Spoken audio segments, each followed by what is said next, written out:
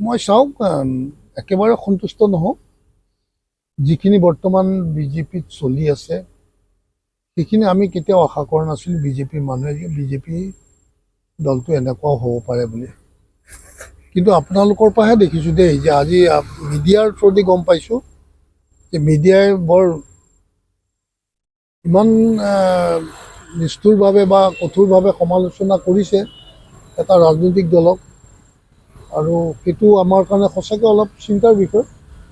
কিন্তু বিজেপিটো ইমান তলখাপৰ বা সমালোচনাৰ সন্মুখীন হ'ব লগা এটা ৰাজনৈতিক দল নাছিলে। গতিকে আজিতো অত্যন্ত তলখাপৰ সমালোচনাৰ সন্মুখীন হৈছোঁ আমাৰ দলটোৱে। সেইটো আমাৰ প্ৰতিজন গ্ৰাছৰুট কাৰ্যকৰ্তাৰ মনলৈ বিভিন্ন ধৰণৰ এটা মানসিক কষ্টত তেওঁলোকেও ভুগিব লগা হৈছে। কিন্তু তেওঁলোকেতো এইখিনি ভুল তেওঁলোকে কৰা নাই। আমাৰ নেতৃত্বই যি ভুলেই নকৰক সেইটো নেতৃত্বই দায়িত্ব ল'ব লাগিব।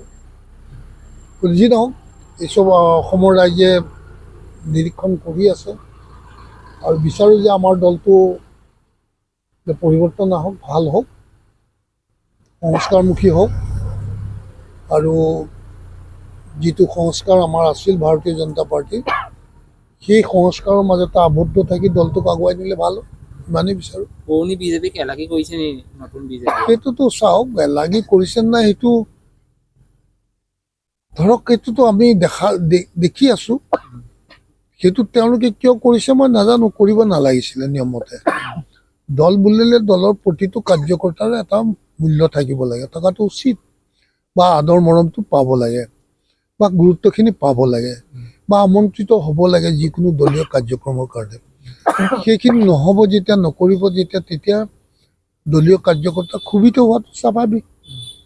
আৰু সেইটো কৰিলে যে দলটো ক্ষতি হ'ব সেইটো নেতৃত্বই বুজি পাব লাগে। সেইটোতো মই বহুত আগৰ পৰাই চিঞৰি আছোঁ, এতিয়াও কৈছোঁ যে নেতৃত্বই সেইটো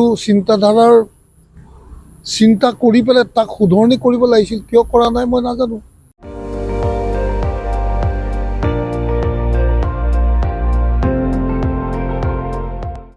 আপুনি চাই আছে ND24, সৰ্বশ্ৰেষ্ঠ নহয়, সৰ্বোত্তমৰ দৌৰত।